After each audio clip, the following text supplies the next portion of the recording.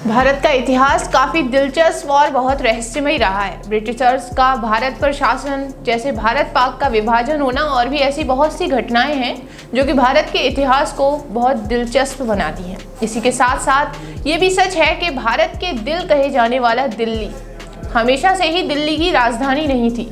ऐसे में ये जानना काफ़ी दिलचस्प रहेगा कि एक दिन के लिए ऐसा कौन सा शहर था जो कि भारत की राजधानी रह चुका है। आखिर क्यों एक दिन के लिए उसे राजधानी बनाया गया, चलिए जानते हैं उस शहर के बारे में जो एक दिन के लिए भारत की राजधानी घोषित किया गया था। नमस्कार, मेरा नाम निकिता है और आप देख रहे हैं खबर एक्सपर्ट। इलाहाबाद उत्तर प्रदेश राज्य में स्थित काफ़ी बड़ा शहर है जो पूरी दुनिया में कुंभ मेले के लिए काफ़ी लोकप्रिय है।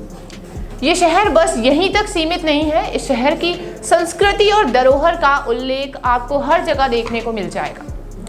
जी हाँ, यही वो शहर है जो कि एक दिन के लिए 1598 में भारत की राजधानी बना।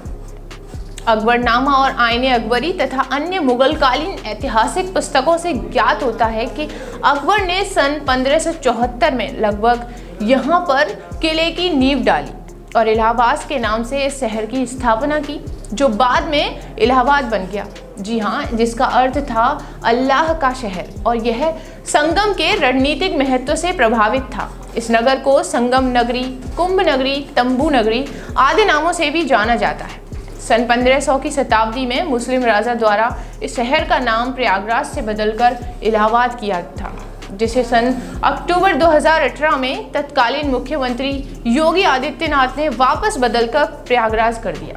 वर्तमान में झूसी क्षेत्र, जो कि संगम के बहुत करीब है, चंद्रवंशी राजा पुरुर्व का राज्य हुआ करता था। पास का कौशाम्बी क्षेत्र वत्स और मौर्य शासन के दौरान समृद्धि से उभर रहा था। वहीं सन 643 ईस्वी में चीनी यात्री हुआन त्सांग ने पाया कि कई हिंदुओं द्वारा प्रयाग का निवास किया जाता था, जो इस जगह को अति पवित्र माना करते थे। ब्रिटिश हुकूमत के समय इलाहाबाद का जलवा देश भर में बिखरा हुआ था। मुगल शासकों के दौरान प्रयागराज का जितना महत्व था उतना ही अंग्रेजों के समय भी रहा करता था। ब्रिटिश सरकार के समय प्रयागराज संयुक्त प्रांत की राजधानी रहा था। यहाँ अंग्रेजों ने उच्च न्यायालय से लेकर इलाहाबाद विश्वविद्यालय की स्थापना की थी। अकबर के किले में सेना रहा करती थी। आज का मेडिकल कॉलेज अंग्रेज गवर्नर का आवास हुआ करता था। वहीं अल्फ्रेड पार्क, जो कि आज आज़ाद पार्क के नाम से जाना जाता है, अंग्रेज अफसरों का सैरगाह हुआ करता था। इसके आसपास उनके आवास थे। 1 नवंबर 1898 को ब्रिटिश सरकार ने प्रयागराज में एक शाही दरबार का आयोजन किया था। तब इस शहर को एक दिन भारत की राजधानी बनने का गौरव प्राप्त हुआ। प्रयागराज के शाही दरबार में रानी विक्टोरिया का घोषणा पत्र कब पढ़ा गया? अंग्रेजों के लिए प्रयागराज बहुत ही महत्वपूर्ण स्थान था। कोलकाता से दिल्ली प्रयागराज होकर ही जाना पड़ता था। यहाँ से दोनों ही स्थानों पर नियंत्रण करना भी संभव था। ऐसे में अंग्रेजों ने प्रयागराज को विकसित करने के लिए सभी उपाय भी किए। 1 नवंबर 1898 को प्रयागराज से ही ईस्ट इंडिया कंपनी का शासन समाप्त करने की घोषणा की। इसी दिन ब्रिटिश सरकार ने प्रयागराज में एक शाही दरबार का आयोजन भी किया। शाही दरबार में रानी विक्टोरिया के घोषणा पत्र को पढ़ा गया।